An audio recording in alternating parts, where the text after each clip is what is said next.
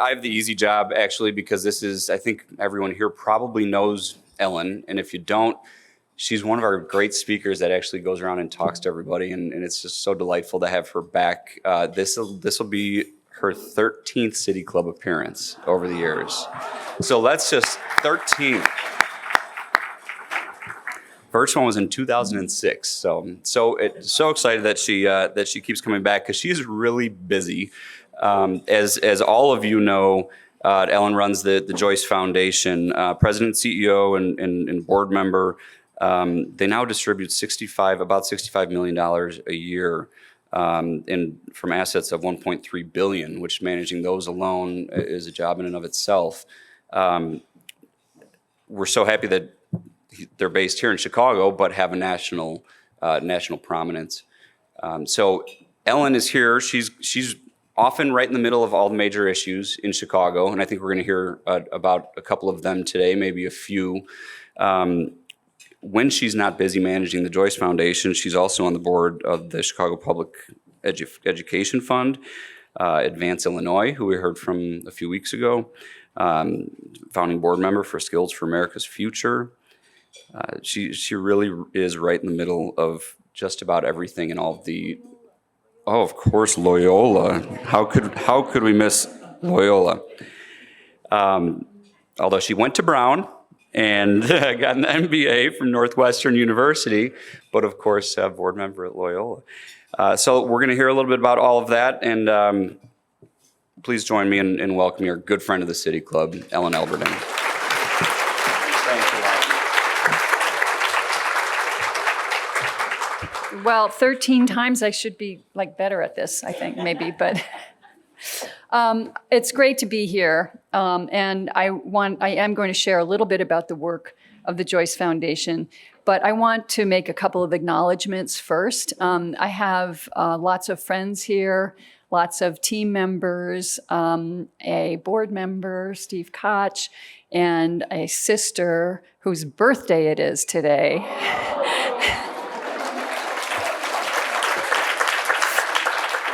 In our family, we always say, what's better than Maggiano's for your birthday lunch? Jane, we appreciate it. Going back to the Joyce team, though, they are really the folks who get the work done. Our team has really been phenomenal during this whole past couple of years. They navigated COVID and racial unrest without missing a beat. In fact, we increased our grant budget during that time. We doubled down on racial equity, which has always been at our core, and we launched 2 new programs during that period as well. So I really want to thank you, and if you would raise your hand for a little acknowledgement, each of you who's on the Joyce team.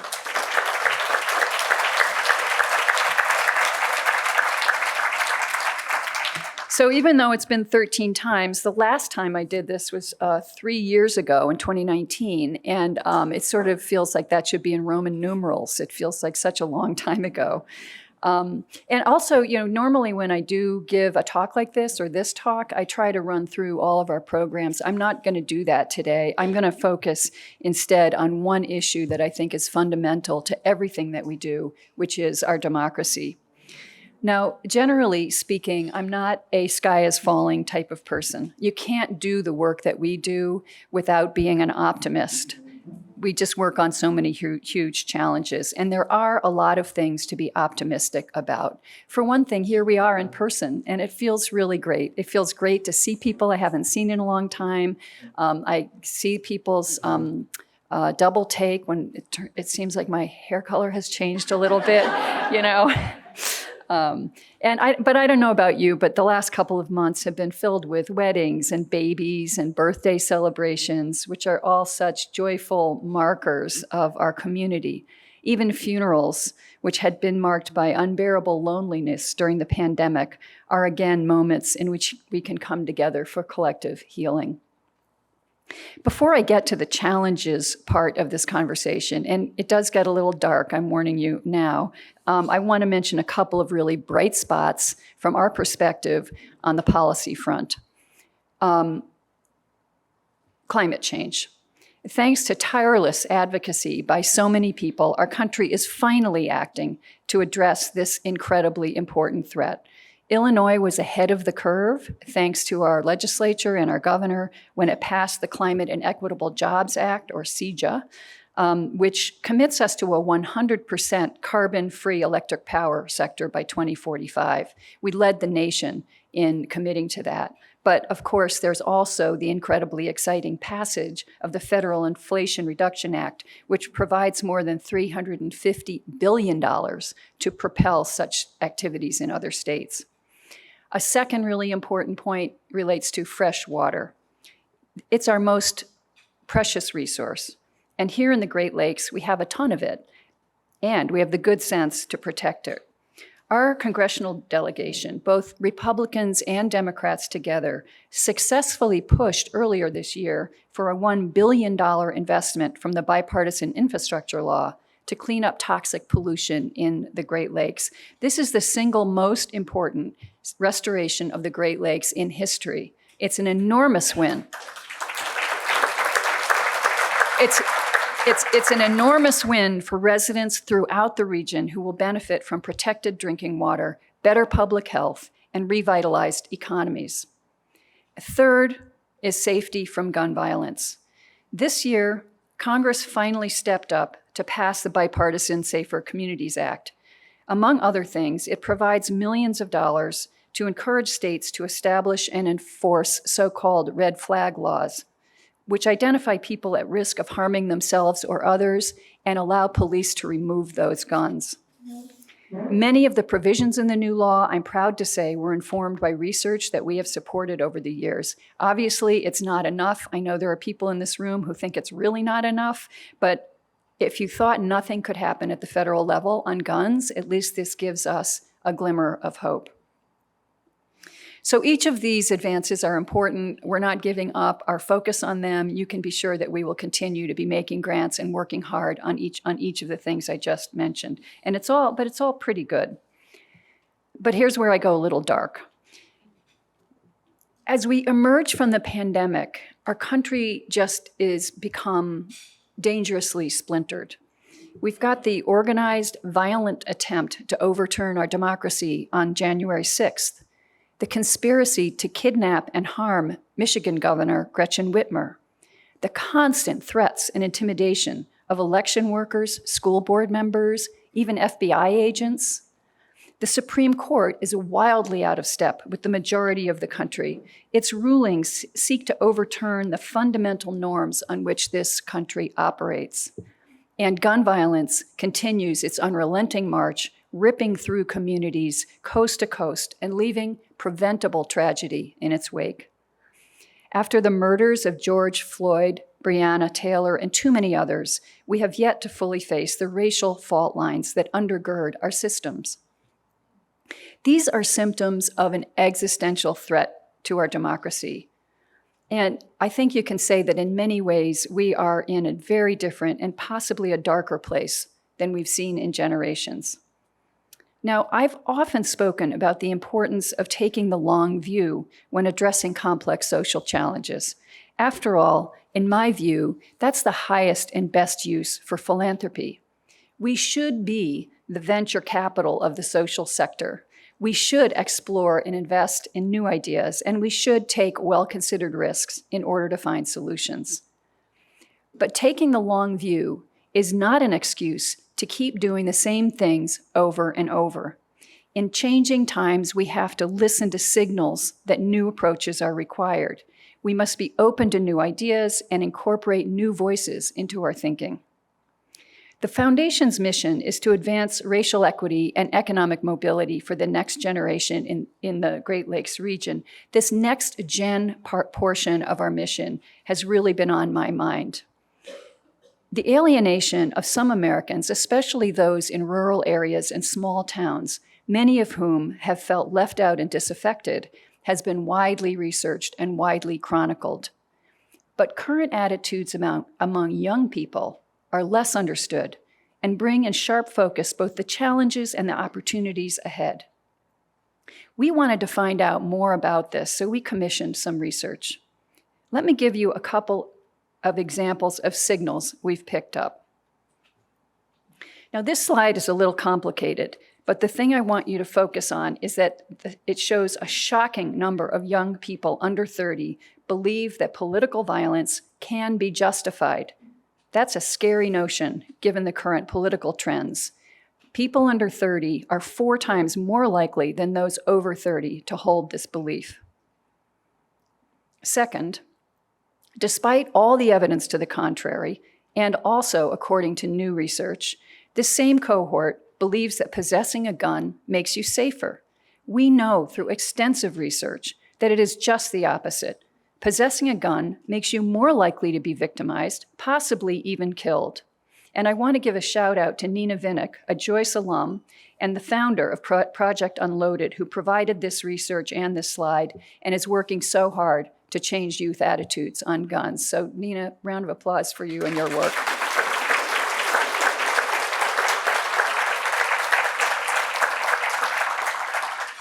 So what signals do I take from these 2 data points? In part, that the next generation is angry and scared, and they have every right to be. They've been shaped and scarred by school shootings and the 9/11 attacks. There was the Great Recession, a student loan crisis, and growing racial unrest tied to police abuse. Not to mention 2 presidential elections where the popular vote winner lost. Now, every generation has its difficult moments. My parents' generation endured a depression and World War II and the Korean War. I grew up during the Civil Rights Movement, the Vietnam War, and Watergate. But the current generation has arguably endured as much or more. As a consequence, there is deep distrust of institutions among young people, both on the left and on the right. There's a justifiable sense that institutions and leaders have done nothing to protect them or to solve problems, and if anything, just the opposite. They feel that our social systems have failed them. As one young person said to me, and I will confess it was my own daughter, she said, "It would behoove you and your friends," she said it more nicely than this, but she used these exact words, "It would behoove you and your friends to get your heads out of the sand on the fact that this generation is moving toward nihilism." Now, that may be a little bit of an exaggeration, but I don't think it's totally an exaggeration. And for those of you who have young people in your lives, you're probably nodding your heads a little bit. I think that's pretty heavy stuff. It's a lot to sit with. The idea that the next generation is losing faith in our country and losing faith in us. If we want young people to have faith, we've got to give them something to believe in, which starts with the basics.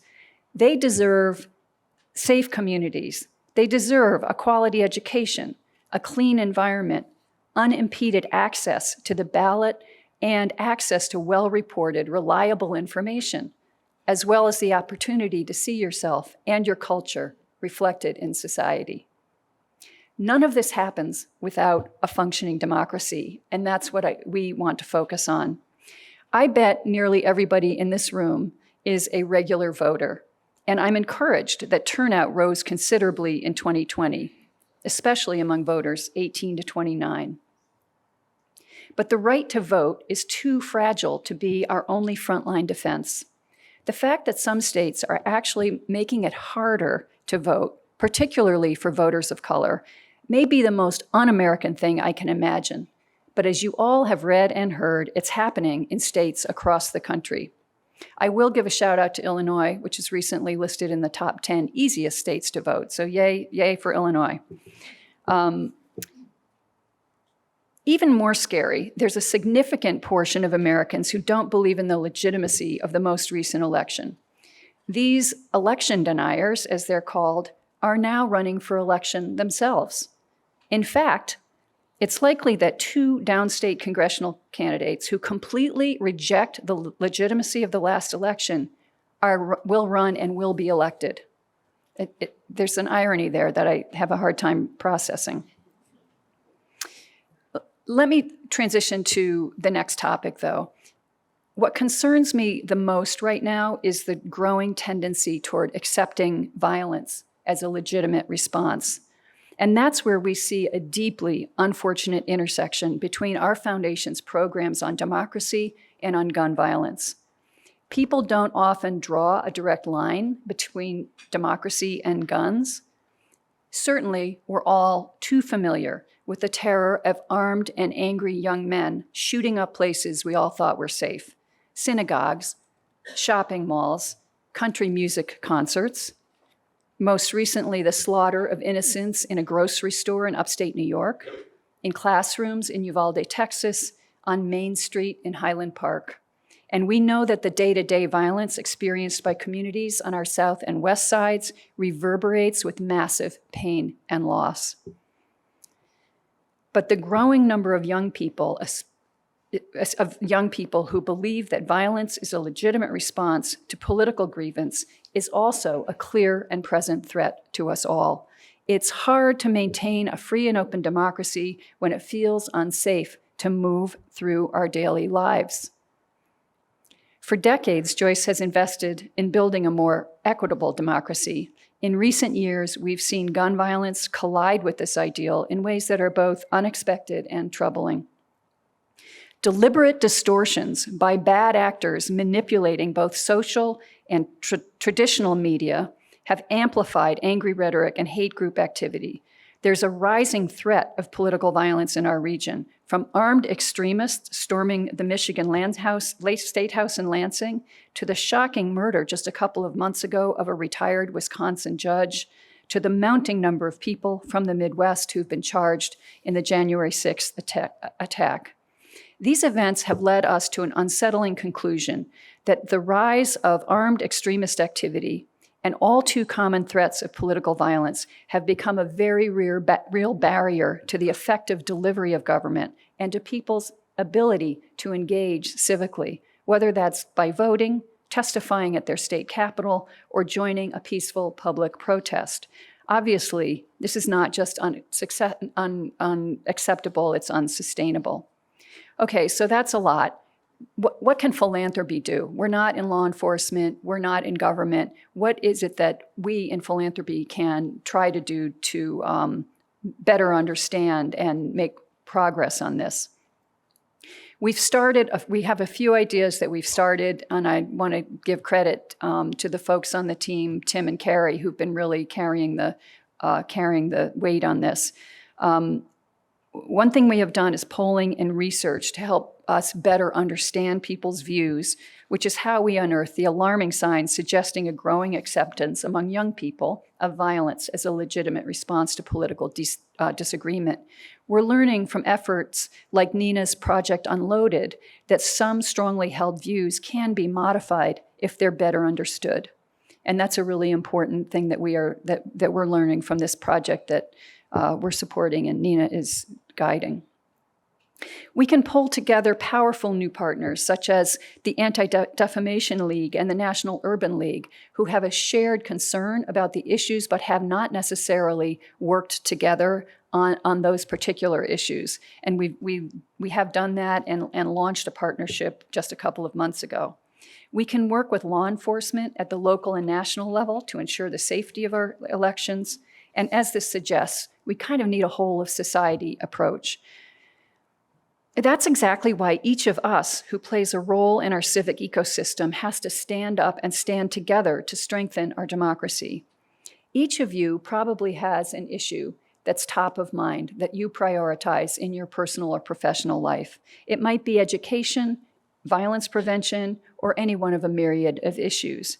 My hope is that you see yourself and the things you care most about as part of the whole and find the intersections where we can all work together to shore up what makes our country great. One of my favorite words to express this concept, perhaps revealing my origin as an English major, is commonweal, which is defined simply as the welfare of the public or the public good. If we are ever going to solve the other issues we care so much about, from climate change, inequitable education, gun violence, we have to ensure that our democracy is solid, and that means joining forces, contributing to the commonweal. This is a fragile moment for America, and sorry, I'm losing my All right. Our country needs a course correction. We need to take the wheel. We can do that by standing up and showing up for what we believe in. What does that look like? For me, it looks like women showing up in droves this fall to protect reproductive rights.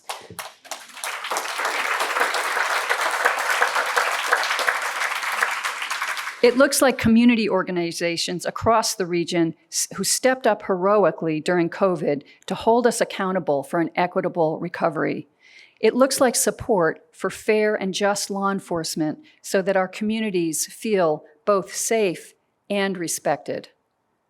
It looks like a growing number of people speaking out against our country's irrational obsession with guns to stand up for our right to live free from the threat of gun violence. And related, it is about each of us resisting the idea that violence is an acceptable response to disputes, whether personal or political. Now, I mentioned earlier the stresses of the Great Depression, the Vietnam War, the fight for civil rights. In each case, we emerged less than perfect, but with our democracy still intact. Working together, we can do that again. We can shore up our democracy. We can become the country that our children deserve. That's my hope, and I hope you will join me. So thank you very much.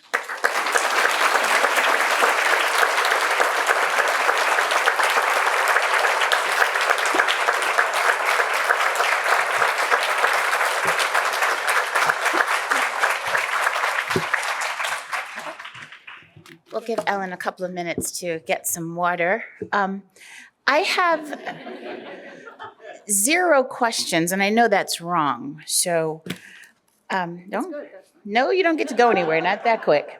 Oh, here come some questions. Here we go. I knew there were some coming. I literally could listen to Ellen and just like write her data. How do you guys do that at Joyce? Don't you just sit there and go, oh, and she said that. And you guys do that, right? Like, oh, she said that and she said that too. I've been an Ellen fan for a long time, simply because she comes with such passion with this stuff. And we got some over there too? Okay. She comes with such passion with this information and how timely. I don't think what she talked about could have been any more timely than right now. Mr. Garner, Charlie Garner, and I will be asking if you're a member. I don't know. This philanthropic crowd, for the most part, are members, but we like to ask because I won't say that I don't answer your question. I don't ask your question if you're not a member. I would never do that. Now, Dan, I can't say so much for. Mr. Garner is retired, but he says, in light of COVID and Ukraine and other disasters, having given patterns changed, are the arts and education being shorted, Ellen?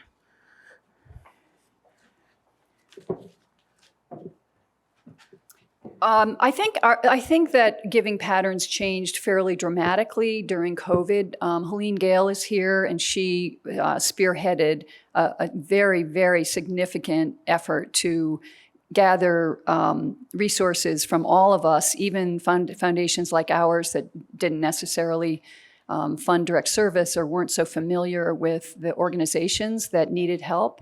And so we committed a significant amount of money, thanks to Helene's leadership on that. And then Penny Pritzker similarly organized a statewide effort to raise and direct funds to organizations that were really on the front lines and serving people that really desperately needed help. So I think there were, during the last 2.5 years, those are 2 examples of significant commitments by a range of foundations that might not, and corporations that might not have otherwise funded those activities. Will it would it continue at that rate? No, but it changed our thinking, I can tell you, Helene. We launched a whole new program that Bree Perry, you want to raise your hand, Bree? Bree is running the Lend a Hand program for us, in part through learning through the partnership with you and learning through the partnership with Penny. We realized how we could engage in a really significant way with community-based organizations that are addressing housing issues and food insecurity and so on. And so that I think, Steve is on the board, he can vote for it, I hope. But we hope to, we started it out as an experiment, and the board has approved it each year after, and I'm very confident that we will continue to spend at least $1 million a year on activities like that. So that's maybe not a broad answer, but a specific answer. The arts are not getting shafted. There's a huge effort that my friend Darren Walker at the Ford Foundation launched, and he made it able. He put $5 million. Ford Foundation put $5 million. We were able to match $5 million just to support arts and culture organizations in Chicago, and it was almost all new money. So that's an example of, I think, a whole of society approach and understanding the role of different types of institutions in making our great city still a great city. Thank you, Ellen. I think if the philanthropic world sets the model of collaboration, we ought to follow. So they seem to get it right. I guess you should say you all, because the majority of you all. How many of you all in this audience are actually in the, I know every hand's gonna go up, right?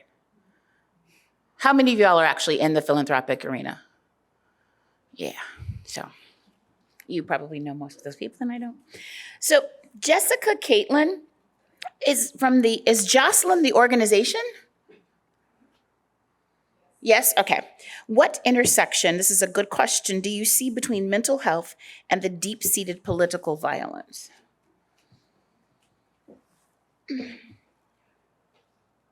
Well, it's interesting. There was a section of the speech that I cut because I was getting so dark that I cut. There is a mental health crisis in our country that is particularly affecting young people. There's no doubt about it. And I don't think we're not even beginning to understand the breadth and depth of that crisis. I know that, there's polling that may come out soon that suggests that young people feel it's the number one issue in their lives right now. And I believe that to be true. The idea of linking mental health with violence is really a fraught one, and it is something that I don't think is a very productive way to think about the issues of violence in our community, because it conflates a whole lot of issues and in some ways makes excuses for behavior that is not productive. Thank you. Patrick Kennedy, are you here? Hiding back there, we didn't see you. So I like this question, and I'm very interested to hear what your answer is going to be. It says, how about a mayoral run? Yeah, I sent out a couple notes to good friends that I was announcing today that I am not running for mayor because I wanted to clear the field for, one of them, but...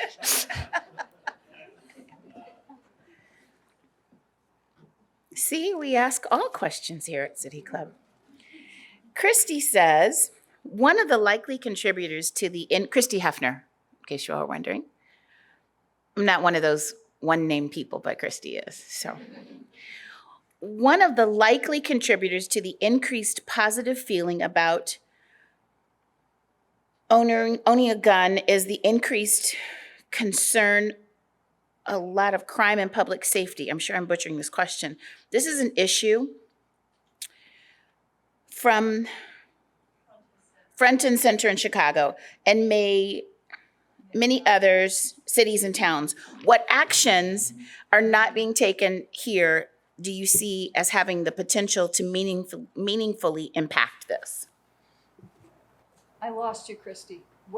So the question was that I believe it's likely that one of the contributors to this increase in people's feeling that they'd be safer if they have a gun is the increased worry about public safety and fear of crime. This is an issue that's front and center here in Chicago, as well as many other cities and towns. With your access to research and your thoughtfulness, are there things, Ellen, that you are aware of or have seen that you think that are not being done here that could be being done that would have a meaningful impact on crime and public safety? Yeah, I don't want to get into criticizing what's going on in Chicago in particular, but I do think that if people feel safe, and they should feel safe, they should be allowed to feel safe, then you do reduce, if your thesis is right, that that's why people are carrying guns, which I think it probably is, the goal is to make people feel safer. And beyond that, I don't have a detailed way of answering. It's a very good question, but I don't really have a great answer to it. Thank you, Ellen. I think we could literally talk to Ellen and listen to her for another hour. Wouldn't it be great just to have a dialogue to sit and just ask questions? It's an idea, huh, Dan? Did she say she's stepping down, Amanda? Oh, we already have it. I think having been here for 13 times,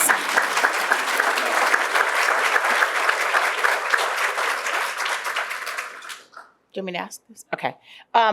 Having been here 13 times and being the record breaker for all speeches, I think that's pretty awesome.